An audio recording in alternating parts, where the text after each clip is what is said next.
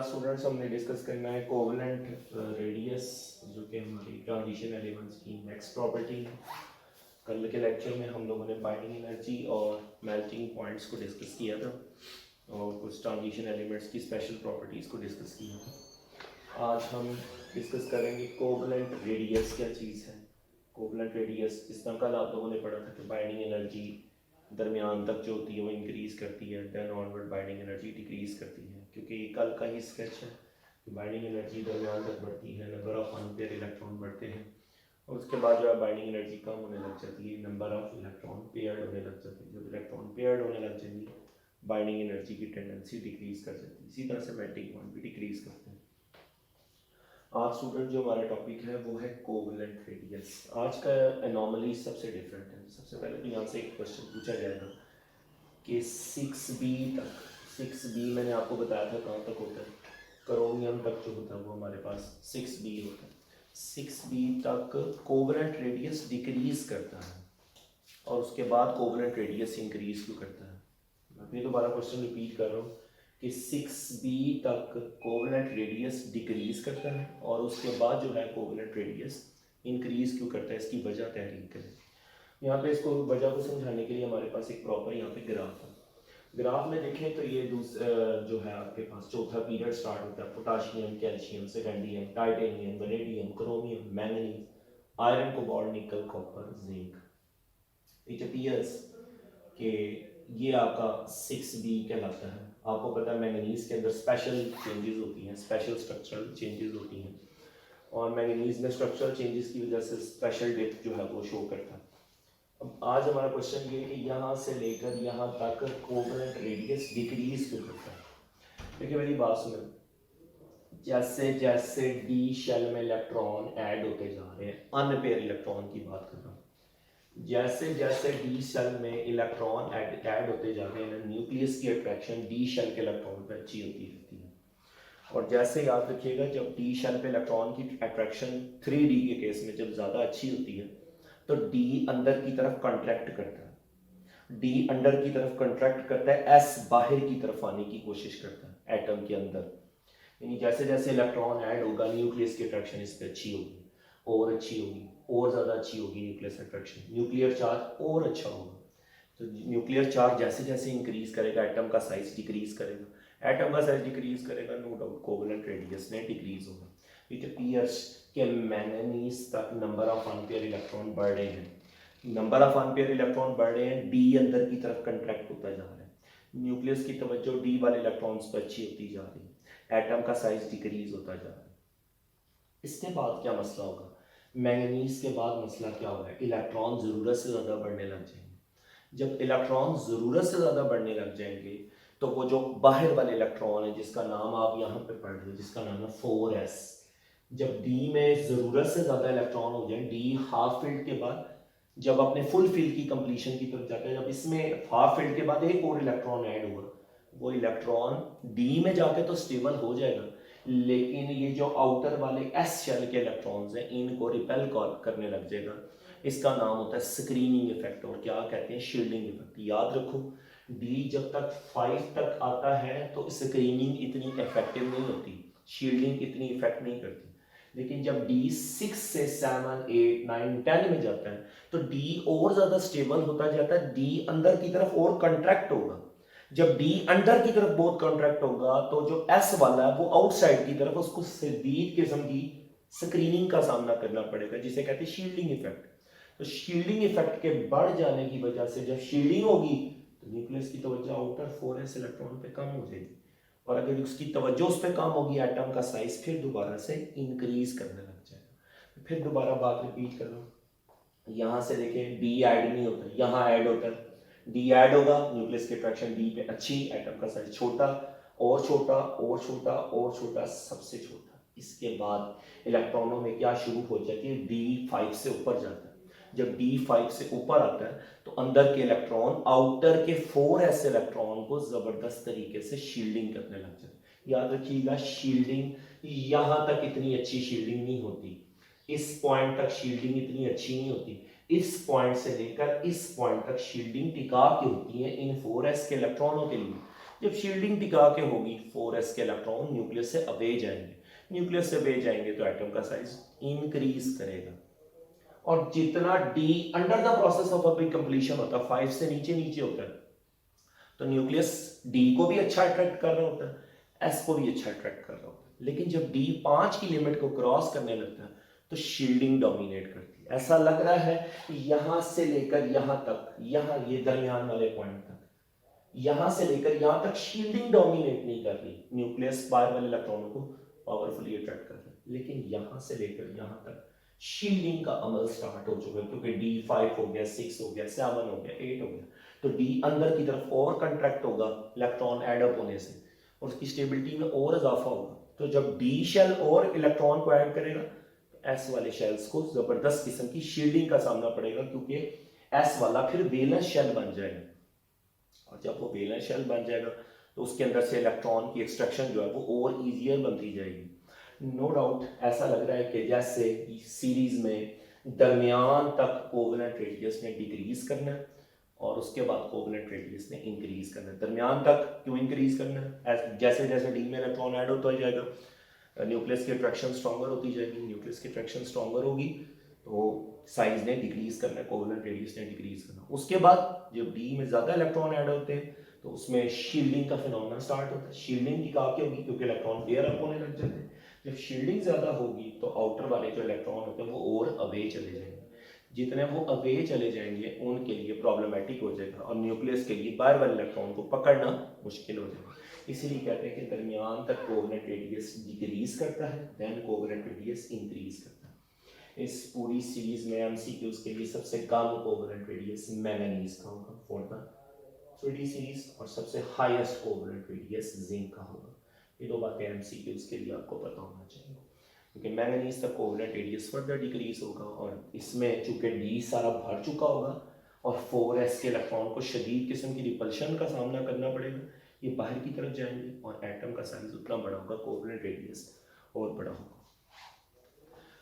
इसके बाद स्टूडेंट्स हमने आज एक और बात करनी थी, common oxidation state. Transition elements की क्या क्या कॉमन ऑक्सीडेशन स्टेट्स हैं जिसमें ये ज्यादातर अपने सॉल्ट्स में पाए जाते हैं। Let's say scandium, titanium, vanadium, chromium, manganese, iron, cobalt, nickel, copper and zinc. ये आपके ट्रेंड आप मुझसे पढ़ चुके हो। सेकेंडियम बच्चों, सेकेंडियम 3 की हालत में, टाइटेनियम 3 की हालत में, वैनेडियम 3 की हालत में, क्रोमियम 3 की हालत में, मैंगनीज 2 की हालत में। आयरन दो तरह का होता है, फेरस, फेरिक, ठीक है, फेरस और फेरिक। फिर इसी तरह से कोबाल्ट 2, निकल 2, कॉपर भी 2 और जिंक भी 2। ये इनकी कॉमन ऑक्सीडेशन स्टेट्स कहलाती हैं। आपको इनके साल्ट ज्यादा मिलेंगे, zinc sulphate, zinc chloride, ZnCl2, copper sulphate, copper chloride, CuCl2, CuSO4, nickel sulphate, cobalt, ferrous sulphate, ferric sulphate, FeSO4, Fe2SO4 thrice, manganese sulphate, chromium sulphate, chromium chloride, titanium chloride, scandium chloride. ये इनकी क्या कहलाती है? Common oxidation states. ये आपको पता होनी चाहिए। साथ मैंने यहाँ पे कुछ चीज लिखी है जिसका नाम है अनपेयर इलेक्ट्रॉन। जब ये इस हालत में होंगे, इनके पास अनपेयर कितने होंगे? आसान सा कोड है, इसको याद करने का, इनको बारी बारी लिख लें, उसके बाद 0 1 2 3 4 4 5 3 2 1 0, आसानी से ये याद कर सकते हैं। हर रट्टा लगाने की भी कोई ज़रूरत नहीं, आप किसी के भी अनपेयर इलेक्ट्रॉन निकाल सकते हैं। लेट्स से मैं आपको कहता हूँ सेकेंडियम के निकालने हैं, सेकेंडियम 21 होता है, कैसे लिखते हो? 4s2 3d1। अगर कोई बंदा पूछे इसके अनपेयर इलेक्ट्रॉन, इसकी ऑक्सीडेशन कितनी? 3, इस पर डालो 3, जब 3 डालोगे इधर से भी गायब, इधर से भी गायब, डी कितना हो गया? 0। डी 0 है तो अनपेयर इलेक्ट्रॉन कितने निकलेंगे? 0। इसी तरह से किसी की भी निकाल सकते हो। लेट्स से क्रोमियम की निकालो, क्रोमियम 24, कैसे लिखते हैं? 4s1 3d5। Special electronic configuration याद है। अब क्रोमियम पे बच्चों चार्ज कौन सा है? +3 निकालना है। अगर इधर 3 डालना है, इसका मतलब है 1 इसमें से निकालना है, 2 इसमें से निकालना है, इधर हो जाएगा 0, 2 इसमें से निकाले तो इधर बचे 3, लिहाजा तीनों के तीनों कितने होंगे? अनपेयर। जैसे ये क्रोमियम 1 2 3 निकाल दे, बकाया कितने अनपेयर बचेंगे? 3, लिहाजा 3 अनपेयर निकले। लिहाजा maximum number of unpaired electron ये तुम्हारे पास Fe+3 में निकलेंगे। आयरन को देख लो, आयरन का एटॉमिक नंबर 26 होता है। ऐसे लिखते हो 4s2 3d6 लिखते हो, 3 डालना है इसमें, 3 इधर आ गया। अगर इधर 3 आ गया, 2 यहाँ से निकल गए, 1 यहाँ से निकल गए, तो कितने बच गए? 5। पांचों के पांचों क्या होंगे? अनपेयर, और मैक्सिमम क्या होंगे? स्टेबल। तो ये अपनी कॉमन ऑक्सीडेशन ये शो करेगा। लिहाजा किसी की भी तो मैं 1 मिनट में निकाल सकते हैं। लेट्स से जिंक की निकालने के लिए कहते हैं, जिंक का एटॉमिक नंबर 30। कैसे लिखते हैं? 4s2 3d10। आपको कुछ याद होगा, ये डी अपनी स्टेबिलिटी नहीं तोड़ना चाहेगा 10 की हालत में। जब डी स्टेबिलिटी नहीं तोड़ना चाहेगा, ये हमेशा ये वाले इलेक्ट्रॉन निकालेगा। जिंक हमेशा कौन सा आएंगे तब, और जिंक+2 हमेशा यहाँ पे होंगे। अब मुझे बताएं, डी तो सारा भरा हुआ है, डी तो सारे पेयर्ड है। जब डी सारे पेयर्ड होंगे तो अनपेयर्ड इलेक्ट्रॉन की तादाद कितनी होगी? 0। इसी तरीके से मैंने ये सारा आप आसानी से मिनट में याद कर सकते हैं। Scandium, titanium, vanadium, chromium, manganese, iron 2, iron 3, cobalt, nickel, copper, zinc. 0 1 2 3 4 4 5 3 2 1 0। आसानी से 1 मिनट में आपको इनकी कॉमन ऑक्सीडेशन और इनके अंदर मौजूद नंबर ऑफ अनपेयर इलेक्ट्रॉन भी याद हो जाए। आगे जो हमने डिस्कस करना है वो है इनकी ऑक्सीडेशन स्टेट्स। पहले तो आपसे ये सवाल पेपर में पूछेंगे, why transition elements show variable oxidation states. Transition elements के पास एस शेल में भी इलेक्ट्रॉन होते हैं। ट्रांजिशन एलिमेंट के पास जैसे जैसे आप लेफ्ट टू राइट मूव करते हैं, इनके number of electron in D sub shell increase करते हैं। और जब D sub shell electron increase करेंगे, वो बॉन्ड बनाने में हिस्सा लेंगे, बाइंडिंग एनर्जी भी शो करेंगे, मेल्टिंग पॉइंट्स को भी शो करेंगे। ऑक्सीडेशन स्टेट ये वेरिएबल शो करते हैं because of the availability of electron in the S subshell as well as in the D subshell. जैसे greater the number of electron available, higher will be the oxidation states. मैंने आपके सामने कल वाला graph तो खैर यहीं पे ड्रॉ किया, दोबारा बताने लगूँ। पहले देखें सेकेंडियम को बच्चों कैसे लिखते हैं? 21। इसका मतलब है ये इलेक्ट्रॉनिक कन्फिग्रेशन लिख ली, 2 इसमें और T में 1। इसका मतलब आप खुद बताओ, ये 2 इलेक्ट्रॉन ये भी रिलीज कर सकता है, इसका मतलब है +2 तो देगा ही देगा। या 2 ए वाले भी रिलीज कर देते, ए वाले भी रिलीज करते, इसका मतलब है ये 3 ऑक्सीडेशन भी देगा। तो सेकेंडियम कौन सी ऑक्सीडेशन देता है? 2 भी देता है, 3 भी देता है। अगले बंदे की बात करते हैं, टाइटेनियम 22। 2 इधर है, 2 इधर है, इसका मतलब है ये 2 भी रिलीज कर सकता है, 3 भी रिलीज कर सकता है, 4 भी रिलीज कर सकता है। ताकि 4 अगर ये रिलीज करेगा तो नोबल गैस की कॉन्फ़िगरेशन हासिल कर लेगा, तो मोस्ट स्टेबल इलेक्ट्रॉनिक कॉन्फ़िगरेशन आ जाएगी। इसका मतलब ये है, यानी ये +2 भी दे सकता है, +3 ऑक्सीडेशन भी दे सकता है, 4 भी दे सकता है। 4 में ये सबसे ज्यादा स्टेबल होगा, क्योंकि ये इलेक्ट्रॉनिक कॉन्फ़िगरेशन कौन सी हासिल कर ले? चारों के चारों इलेक्ट्रॉन जरा निकाल लो, ए 2 कर लो, ए भी 2 कर लो, कौन सी इलेक्ट्रॉनिक कॉन्फ़िगरेशन आ जाए? आर्गॉन की। तो आर्गॉन की सबसे स्टेबल इलेक्ट्रॉनिक है। ये इस हालत में बहुत खुश होगा, ये इस हालत में बहुत ज्यादा खुश होगा। सेकेंडियम के ज्यादातर साथ क्लोराइड्स की फॉर्म में, सेकेंडियम ट्राइक्लोराइड की फॉर्म में होते हैं। आगे चलो, वैनेडियम कितना आ गया? 23 के पास क्या क्या अपॉर्चुनिटी? 2 भी दे सकता है, 3 भी दे सकता है, 4 भी दे सकता है, 5 इलेक्ट्रॉन भी दे सकता है। लिखेंगे 2 3 4 5 तक इलेक्ट्रॉन दे सकता है। क्रोमियम का जरा केस डिस्कस कर लेते हैं। क्रोमियम के केस में 4s1 है, 3d5 है। अगर ये 6 इलेक्ट्रॉन रिलीज करे, एक यहाँ से, 6 यहाँ से, 5 यहाँ से, पूरी आर्गॉन की इलेक्ट्रॉनिक कॉन्फ़िगरेशन होती है। इसका मतलब है इसके पास तो बेशुमार ऑप्शन है, 2 भी है, 3 भी है, 4 भी है, 5 भी है, 6 भी है। इसका मतलब है ये 2 3 4 5 6 तक ऑक्सीडेशन क्रोमियम दे सकता है, because of the greater number of available unpaired electron. Oxidation state number of unpaired electrons पर डिपेंड करती हैं, याद रखिएगा। मैंगनीज की कहानी सुनते हैं। मैंगनीज तो बड़ा इस हवाले से रिच पर्सन है, क्योंकि इसके पास 2 है और यहाँ पे 5 है। इसका मतलब है 2 तो एमने शो करनी करनी, 2 भी शो कर सकता है, 3 भी कर सकता है, 7 की पॉसिबिलिटीज है। इसका मतलब है, याद रखो, ये 1 2 3 4 5 6 7 तक ट्रांजिशन एलिमेंट्स में 7 तक की ऑक्सीडेशन अकेला बंदा दे सकता है। एमसीक्यू लिखवा रहा हूँ, पूरी 3D सीरीज में से मैक्सिमम ऑक्सीडेशन किस बंदे ने शो की है? That is a manganese. Very important MCQ. 3D series में से मैक्सिमम ऑक्सीडेशन कौन शो करता है? मैंगनीज। 3D सीरीज में से सबसे लोएस्ट ऑक्सीडेशन कौन शो करता है? Zinc, only +2।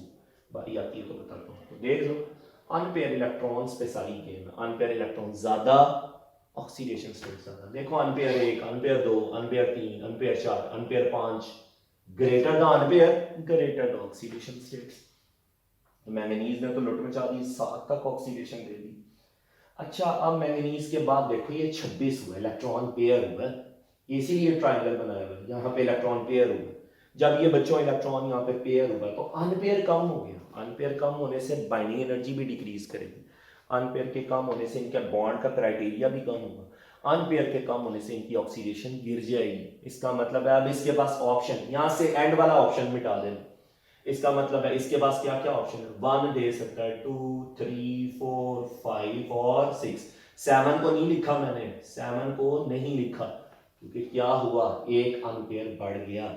हालांकि आप ऑप्शन देखो इसके पास 2 और 6, 8, लेकिन क्या हो गया, मसला ये कि इलेक्ट्रॉन पेयर हुआ। जब ये इलेक्ट्रॉन पेयर हुआ इसकी बॉन्डिंग क्राइटेरियाज कम हो जाएंगे, ऑक्सीडेशन कम हो जाएगी। तो उसी तरीके से 2, 3, 4, 5, 6, 7, अब 7 के बाद 7वां अगला नहीं लिखना, ये 6 तक ही शो करेगा।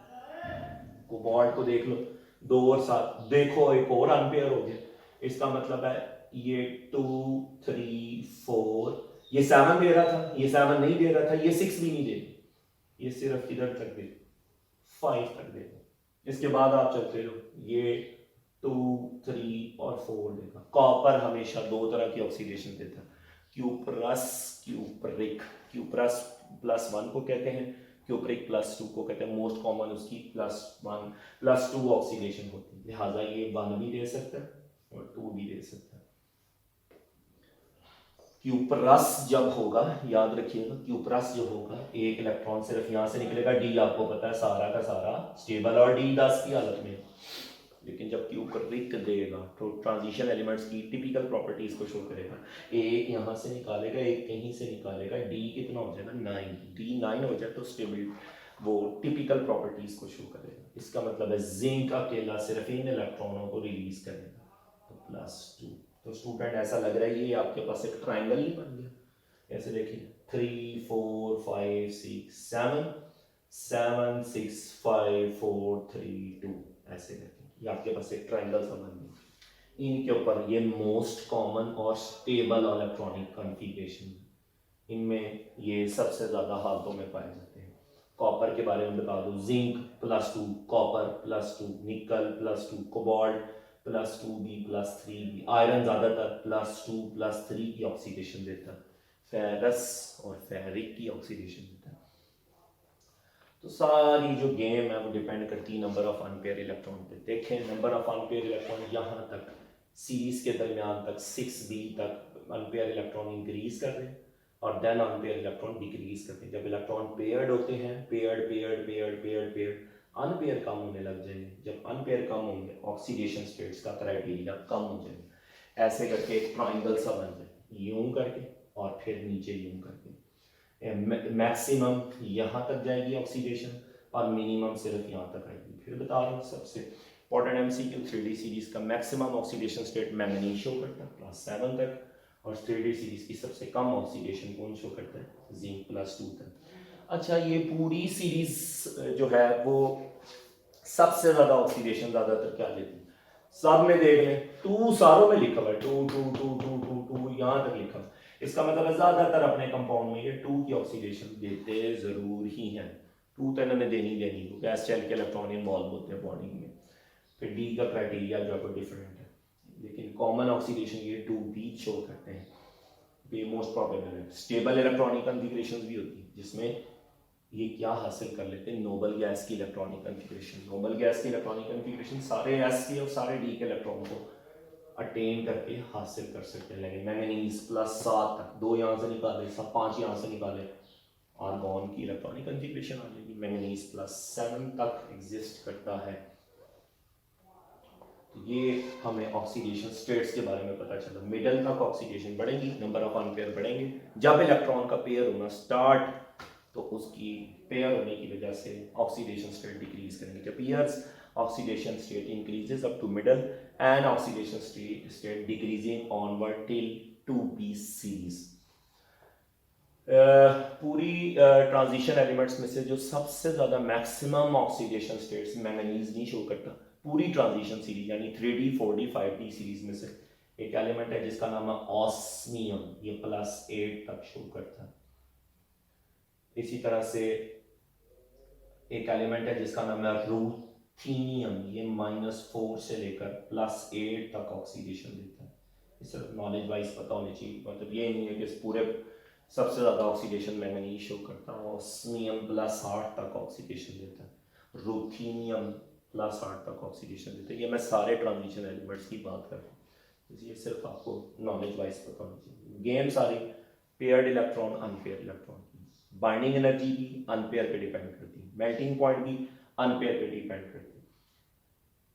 इसके बाद ऑक्सीडेशन स्टेट्स भी अनपेयर पे डिपेंड करती है। जब पेयरिंग का मसला स्टार्ट, बाइंडिंग भी कम, मेल्टिंग पॉइंट भी कम, ऑक्सीडेशन स्टेट्स भी कम, तो पेयरिंग होने से नो डाउट ये मसले मसाइल जो है स्टार्ट होते हैं। उसके बाद हमारा जो पोर्शन है जिसका नाम है पैरामैग्नेटिज्म एंड डायामैग्नेटिज्म। सबसे पहले तो ये पता होना चाहिए वो सब्सटेंसेस जो स्ट्रॉन्ग मैग्नेटिक फील्ड को वीक रिस्पॉन्सेस शो करें। The substances which are attracted toward the strong electric field and give a weak response to that, they are called magnetic substances. They are of two types, diamagnetic and paramagnetic. जो weak responses को show करें towards the magnetic field उन्हें कहते हैं paramagnetic, और जो weak responses को या magnetic field से attract ना हो उनको कहते हैं diamagnetic। डायामैग्नेटिक और पैरामैग्नेटिक की सारी गेम डिपेंड करती है नंबर ऑफ, वही जो घंटे से पिट रहे, अनपेयर इलेक्ट्रॉन्स पर। द ग्रेटर द अनपेयर, जब अनपेयर होगा, मेरी बात सुनिए, जब ये इलेक्ट्रॉन आपस में पेयर्ड हुए तो पेयर्ड को क्या कहते हैं डायामैग्नेटिक, अनपेयर को क्या कहते हैं पैरामैग्नेटिक। ये इलेक्ट्रॉन और ये इलेक्ट्रॉन आपस की स्पिन को कैंसिल कर देंगे, मैग्नेट को रिस्पॉन्स नहीं करेंगे। जब मैग्नेट को रिस्पॉन्स नहीं करेंगे तो it will be named as diamagnetic। और इसी तरीके से अगर ये इलेक्ट्रॉन अकेला बैठा हो, जिस तरह आपने फर्स्ट ईयर में पढ़ा था, oxygen paramagnetic species, nitrogen diamagnetic species, इसका मतलब है कि ये जो अनपेयर इलेक्ट्रॉन सिर्फ एक जो बैठा है, अगर एक अनपेयर है, किसी के पिछली बार भी अनपेयर है, अनपेयर होने से वो उसकी मैग्नेटिक स्पिन कैंसिल नहीं होगी, इसका मतलब है वो एक्सटर्नल मैग्नेटिक फील्ड को रिस्पॉन्स देगा, और जो एक्सटर्नल मैग्नेटिक फील्ड को रिस्पॉन्स दे वो पैरामैग्नेटिक, और जो एक्सटर्नल मैग्नेटिक फील्ड को रिस्पॉन्स ना दे तो वो कहलाएगा डायामैग्नेटिक। तो ये पेयरिंग और अनपेयरिंग फिर दोबारा हमने इसी चार्ट से समझनी, इसी चार्ट से समझनी, साफ वाज़ेह हो रहा होगा। इसी चार्ट को गौर से देख लें, 1 unpair, 2 unpair, 3 unpair, 4 unpair, 5 unpair, 5 unpair, 5 unpair, unpair ज्यादा। जब अनपेयर ज्यादा, मैग्नेट को रिस्पॉन्स ज्यादा। इसका मतलब है हम ये कह सकते हैं इस सीरीज के दरमियान तक, मैंगनीज तक, आयरन तक पैरामैग्नेटिक करैक्टर बढ़ रहा है, क्योंकि चार्ट शो कर रहे हैं नंबर ऑफ अनपेयर इलेक्ट्रॉन बढ़ रहे हैं, और इसके दरमियान के बाद नजर आ रहे हैं इलेक्ट्रॉन पेयर्ड होने लग गए। जब पेयर्ड होने ज्यादा लग जाएंगे तो पैरामैग्नेटिक करैक्टर कम हो जाएगा और डायामैग्नेटिक करैक्टर बढ़ जाएगा। जब बिल्कुल ही अनपेयर्ड ना हो, पक्का पक्का डायामैग्नेटिक, थोड़े से भी अनपेयर हो paramagnetic. It appears in the middle of the series, number of unpaired electron increases, number of unpaired electron increases, paramagnetism increases, up to so on after the manganese to zinc the pairing starts। जैसे oxidation states की case में थी, जैसे ही pairing start हुई है, यहाँ पे देखिए पेयरिंग स्टार्ट हुई है, वैसे वैसे diamagnetic character will increase and the paramagnetic character will decrease। अब आपको कैसे समझाऊंगी कि हमने ये सीरीज लिखी है, scandium, titanium, vanadium, chromium, manganese, manganese, iron, iron, cobalt, nickel, copper, zinc. ये सीरीज तो आपको याद होगी, सेकेंडियम, टाइटेनियम, सस्ती वैन कार में फीको निकल वैन, कल मैंने कोड भी बताया था। सेकेंडियम, टाइटेनियम, वनेडियम, क्रोमियम, मैंगनीज को 2 दफा लिख लेना, आयरन को भी 2 दफा लिख लेना, कोबाल्ट, निकल, कॉपर, जिंक वैसे ही लिख लेना। आसान सा ट्रिक है नंबर ऑफ अनपेयर्स को जानने का। जिस तरह मैंने आपको यहाँ समझाया है नंबर ऑफ अनपेयर निकालने के लिए, तो आप यहाँ से समझ सकते हैं सेकेंडियम के पास +3 स्टेट में हो, 3 3 3 3 3 2 3, 3 2, इसी तरह से 2 2 2 2। इनके नंबर ऑफ अनपेयर कैसे याद कर सकते हैं? आसान सा हल है। देखें, पहले जब ये लिख लें, मैंगनीज 3 वाला लिखें, फिर 2 वाला लिखें, फिर आयरन 3 वाला लिखें, फिर 2 वाला लिखें। अब आसानी से कोड याद कर लेंगे, नंबर ऑफ अनपेयर 0 1 2 3 4 5 5 4 3 2 1 0।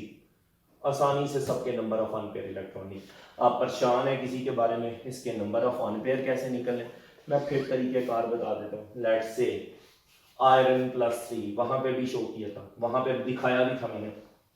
आयरन +3 को देखें, जब आयरन +3 होता है 26 होता है। 26 को कैसे लिखते हैं बताया भी था।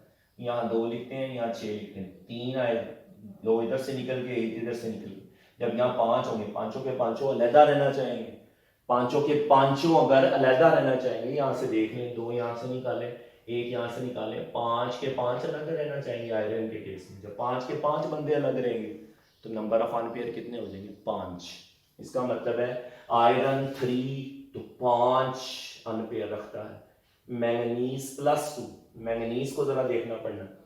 मैंगनीज का क्या पढ़ते हैं? 25 कैसे पढ़ते हैं? 4s2 3d5 पढ़ते हैं। मैंगनीज ने अगर +2 शो किया, यहां से इलेक्ट्रॉन निकलेंगे, यहाँ 0 हो जाएंगे। डी में कितने हो जाएंगे? 5। डी में अगर 5 हो गए तो डी के सारे इलेक्ट्रॉन अलग अलग रहेंगे, अलग अलग रहेंगे तो 5 अनपेयर होंगे। इसका मतलब है हर एक के नंबर ऑफ अनपेयर इलेक्ट्रॉन निकाल सकते हो। मैं अब इंपॉर्टेंट एमसीक्यू शो करने लगा हूँ। इस पूरी सीरीज के जितने आयंस मौजूद हैं, इन सब में से हाईएस्ट पैरामैग्नेटिक कैरेक्टर आयरन +3 का होता है। टॉप ऑफ द प्रायोरिटी लिखा है। सबसे ज्यादा पैरामैग्नेटिक कैरेक्टर देख सकते हैं आयरन +3 का होता है और मैंगनीज +2 का होता है। बच्चों देख लो, इन दोनों के पास अनपेयर इलेक्ट्रॉन कितने हैं? 5 5। ठीक है, मैंगनीज 2 से, मैंगनीज 3 से मैंगनीज 2 ज्यादा पैरामैग्नेटिक है। मैंगनीज 3 से मैंगनीज 2 ज्यादा, इसके पास 5 अनपेयर है, उसके बाद 2 4 अनपेयर है। अनपेयर ज्यादा, पैरामैग्नेटिक कैरेक्टर ज्यादा। अनपेयर कम, पैरामैग्नेटिक कैरेक्टर कम। तो हम यहां से देख सकते हैं इस पूरी सीरीज में से हाईएस्ट पैरामैग्नेटिक कैरेक्टर कौन शो करता है? Fe+3Mn+2, most paramagnetic, most possessing the number of unpaired electrons. इस पूरी सीरीज में से सबसे कम पैरामैग्नेटिक यानी मोस्ट डायामैग्नेटिक कौन होगा? जिसके पास अनपेयर ही 0 होंगे। ये चार्ट पूरा बना दिया, ये नजर आ रहा है अनपेयर इसके पास कितने 0, इसके पास अनपेयर कितने 0, ये लिखे हुए लकीर के साथ लगाए हुए। दोनों के लेवल बिल्कुल एग्जैक्टली सेम है। आप देख सकते हैं इनके पास अनपेयर 0 0 है। मैक्सिमम डायामैग्नेटिक कैरेक्टर शो करेंगे, दे आर नॉन पैरामैग्नेटिक। ये पैरामैग्नेटिक है ही नहीं। Zn+2 diamagnetic, scandium +3 diamagnetic. Depend करता है। मुझे कैसे पता चला? Zn+2, Zn का एटॉमिक नंबर 30, कैसे लिखेंगे? 4s2 3d10। ज्यादातर कॉमन ऑक्सीडेशन कौन सी शो करता है? +2। यहां से इलेक्ट्रॉन निकलेंगे, डी नजर आ रहा है 10 है, डी में 10 हो, 10 के 10 सारे के सारे पेयर्ड पाए जाएंगे, 10 के 10 सारे के सारे पेयर्ड पाए जाएंगे। कोई अनपेयर नहीं होगा, कोई अनपेयर नहीं होगा। मैग्नेट को रिस्पॉन्स नहीं शो करेंगे, डायामैग्नेटिक कह रहे हैं। किसी आयन को भी डायामैग्नेटिक और पैरामैग्नेटिक चेक कर सकते हो। लेट्स से सेकेंडियम का साल्ट है, सेकेंडियम टेट्रा ट्राइक्लोराइड, ये पक्का पक्का डायामैग्नेटिक स्पीशीज को बिलोंग करता है। इसी तरह से TiCl4 टाइटेनियम टेट्राक्लोराइड। टाइटेनियम को देखना जरा, जब टाइटेनियम की बात करोगे, टाइटेनियम टेट्राक्लोराइड की बात करोगे, 2 यहां से निकालोगे, 2 यहां से निकालोगे, इसकी ऑक्सीडेशन स्टेट कितनी आएगी? 4। सारे के सारे, ये तो इलेक्ट्रॉन और इलेक्ट्रॉनिक कॉन्फ़िगरेशन आर्गॉन को अटेन करें और आर्गॉन के सारे इलेक्ट्रॉन पेयर्ड होंगे, और जब पेयर्ड होंगे ये बी TiCl4 100% डायामैग्नेटिक कैरेक्टर जो है वो शो करेगा। इसी तरह से ये जो बहुत से किस्म के साल्ट्स हैं, यहाँ पे जिंक सल्फेट है, ZnSO4। जब ZnSO4 की बात करेंगे तो +2 ऑक्सीडेशन, ये भी diamagnetic correct, diamagnetic salt, diamagnetic properties को शो करेगा। इसी तरह से फेरिक, एक फेरस है, एक फेरिक है। Ferric Fe +3SO4 -2। तो ये आप इनको क्रॉस मल्टीप्लाई कर लो तो इधर कितना आ जाएगा 2 आ जाएगा और इधर कितना आ जाएगा 3। Fe2SO4 था जिसका नाम है फेरिक सल्फेट।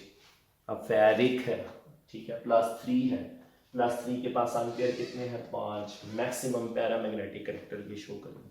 तो पैरामैग्नेटिज्म और डायमैग्नेटिज्म डिपेंड करता है नंबर ऑफ एम्पियर पे। ऑक्सीडेशन स्टेट्स भी डिपेंड करती है अनपेयर और पेयर्ड पे। अगर जिस बच्चे को ये चार्ट समझ के आ जाएगा वो आसानी से समझा देगा पेयर्ड कितने हैं अनपेयर्ड कितने हैं। वैसे ये पेपर में एज एन MCQ आ चुके हैं, एंट्री टेस्ट में भी पूछ लेते हैं किसके पास कितने अनपेयर हैं। इन्हीं ऑक्सीडेशंस के बारे में याद करते हैं। कोड भी बताते हैं 0 1 2 3 4 5 5 4 3 2 1 0। एक मिनट में सबकी ऑक्सीडेशन और अनपेयर निकाल सकते हैं। नहीं तो आप इलेक्ट्रॉनिक कॉन्फ़िगरेशन लिखें और नंबर ऑफ अनपेयर इलेक्ट्रॉन्स का पता करवा दें। अब इसके बाद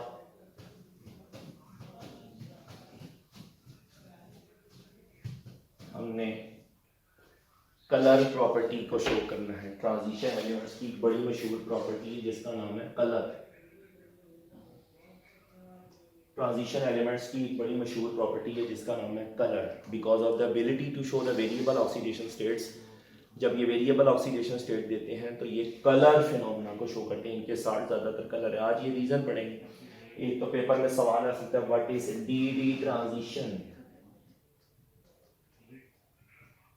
what is D transition. D transition क्या है?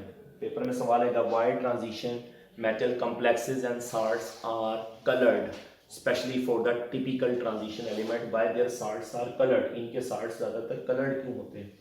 वजह रीज़न ये होती है ये डी ट्रांजिशन शो करते हैं। डी ट्रांजिशन कैसे शो करते हैं इसको गौर से देखिए। डी सब शेल ऐसे करके ड्रॉ करते हैं 1 2 3 और ये 4, ये 5 आपके पास डी बन गए। होता ये है इनका जो डी सबशेल होता है वो डिवाइड हो जाता है 2 हिस्सों में। ट्रांजिशन एलिमेंट्स के केस में 3 नीचे बच जाते हैं, 2 ऊपर चले जाते हैं। इनको कहते हैं T2G, इनको कहते हैं EG। इसमें कौन शामिल होता है? DXY, YZ, ZX। D के 3 ये वाले होते हैं, DX² और DZ²। ये ऐसा लग रहा है D ऑर्बिटल स्प्लिट हो गया 2 हिस्सों में और इसका आपस का एनर्जी का गैप होता है जिसे कहते हैं डेल्टा ई। इन्हें कहते हैं EG, इन्हें कहते हैं T2G, bonding and anti bonding.